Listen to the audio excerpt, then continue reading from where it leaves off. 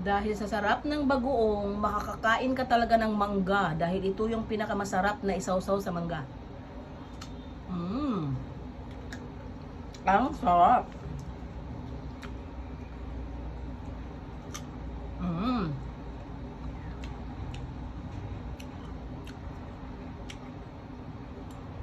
Super sarap.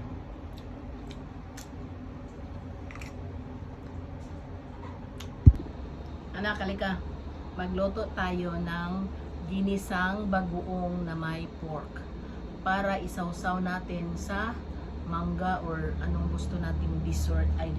Ano pala yun? Appetizer. Kasama ang kawali na yellow-green. Walang yellow or gold. At kasama ang gold sandok.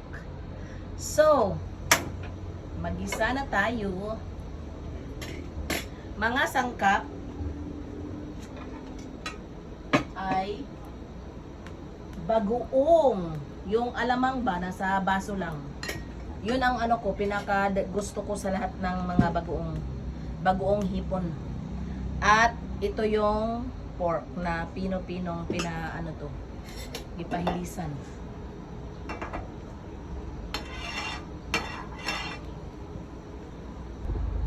Maglagay tayo ng oil. Kasi pag yung bagoong ba na igisa ay gusto ko maraming oil para ma-neutralize ang alat.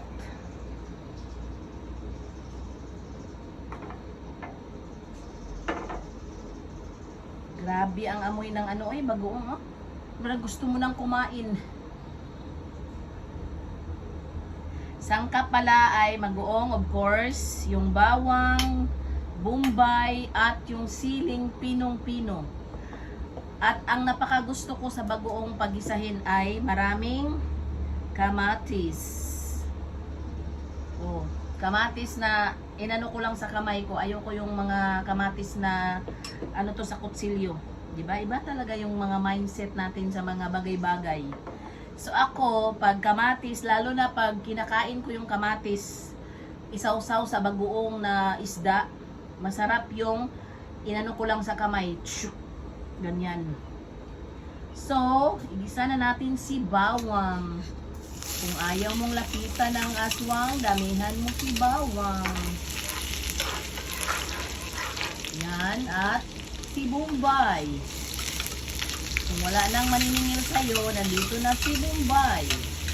Iginigisa ko na siya.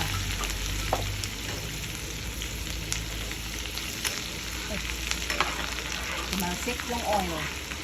Yung oil. Kamatis na marami. Mamumula-mula ito si bagoong. Pagkatapos ng maluto.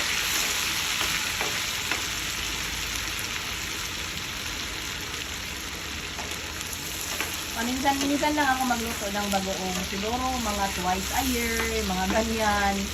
Kasi pag nagluluto ako nito, grabe yung kain ko. Grabe ako makakain ng rice. At minsan sumasakit na yung tagiliran ko sa kakain. Dahil favorite ko talaga tong appetizer na to. Diba? Namumula na. Ilagay si pork.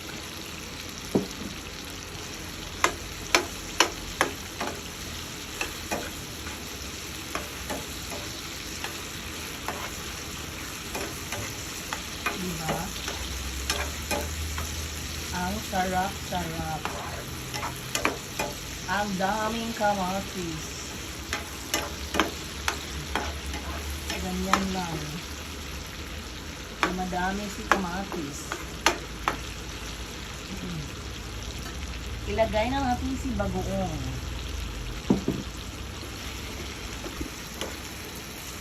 Ilagay si bagoong.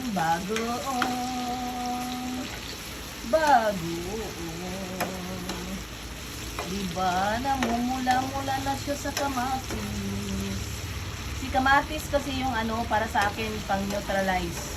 Hindi ako naglalagay ng sugar dahil ayoko sa ano to, iba-iba kasi yung ano natin, no, panglasa.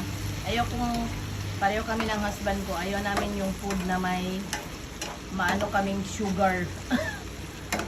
Basta yung mga, para sa akin, yung sugar ay pang, ano lang talaga, yung panggamit lang sa matamis na pagkain.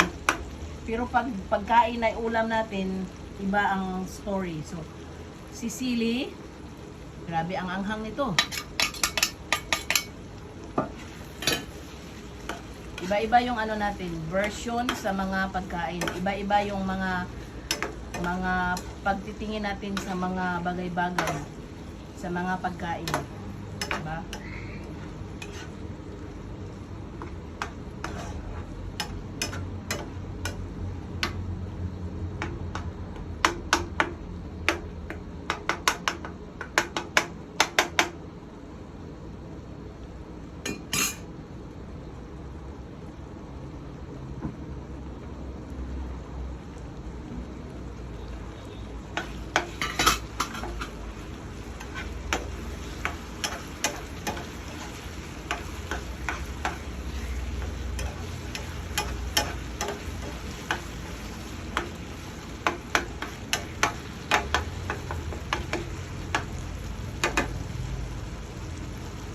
Luto na. Madali lang naman lutuin tong bagoong kasi nakaluto na kasi yan sa alamang. Ay yung ano ba, alamang na brand ay nakaluto na kasi siya. So, luto na siya. Luto na ang ginisang bagoong with pork. Always remember, ang pagluluto ay passion. Kailangan merong love. 80% from my heart. 20% kilig. Para mas lalong sumarap ang niluluto natin. Ito na ang ginisang bagoong with pork, ang luto ng ina mo.